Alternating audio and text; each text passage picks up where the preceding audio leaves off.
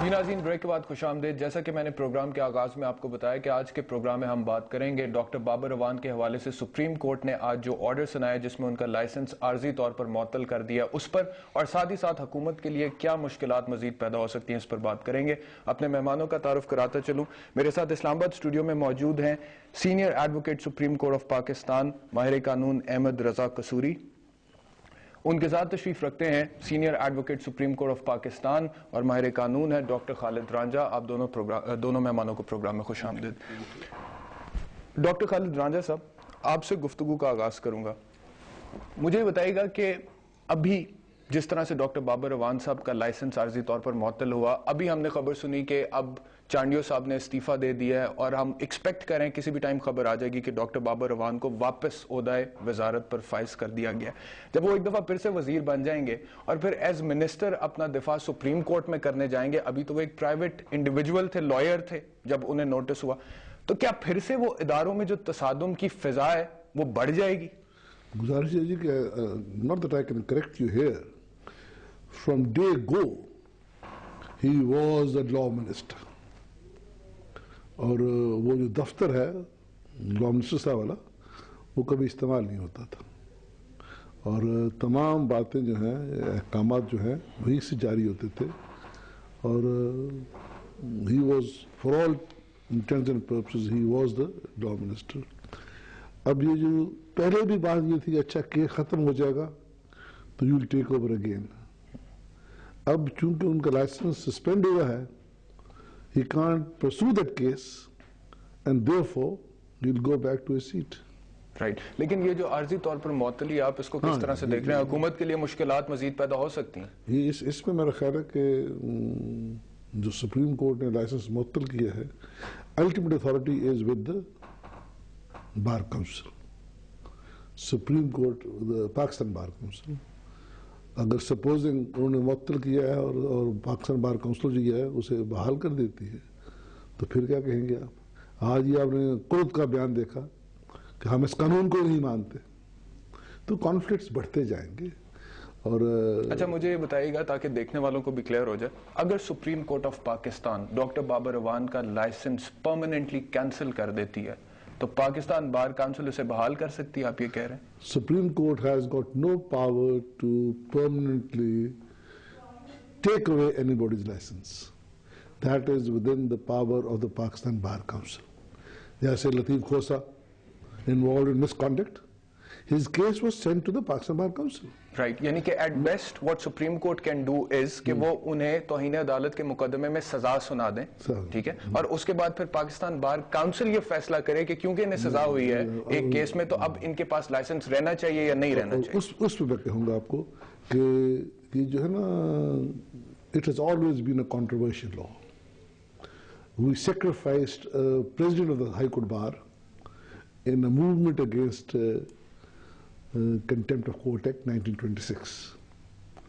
تو اس میں ایشو کیا تھا کہ the lawyers always felt stifled when appearing in the courts. بہت جھگڑا ہوا، ہمارے سیکٹری قید ہوئے، ہمارا we even lost, he resigned جو ہمارے پریزیڈنٹ تھے۔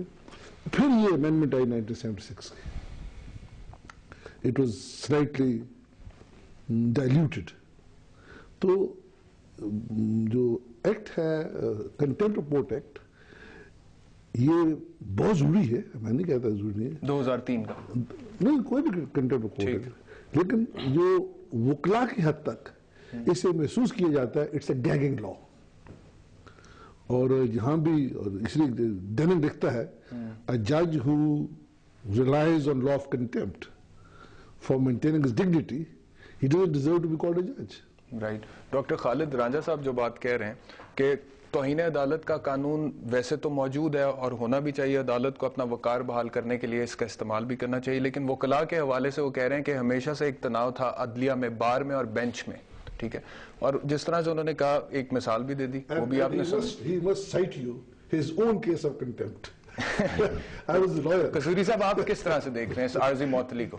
دیکھیں بات یہ ہے جی کہ ہمارے ہاں جو کنٹمپٹ آف کورٹ کا جو ہسٹری ہے وہ 1926 کا پہلے ایکٹ ہے، اس سے پہلے بھی تھا لیکن 1926 میں ایک سامنے آیا، اور وہاں اس وقت اس میں میعاد نہیں تھی.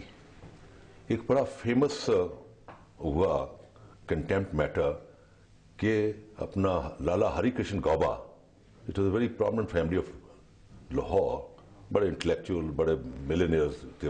یہ جو فاطمہ جناح میڈیکل کالج ان کا گھر ہوا کرتا تھا جو تو وہ اس کو جسٹس ینگ نے نوٹس دے دیا and sent him to jail.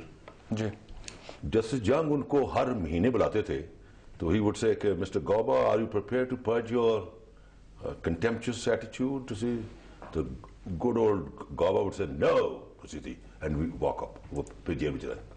Eventually it captured the imagination of the jurists and the lawmakers all over India. And first time an amendment came 1938 میں کہ اس کی 6 مہینے سے زیادہ اس کی میعاد.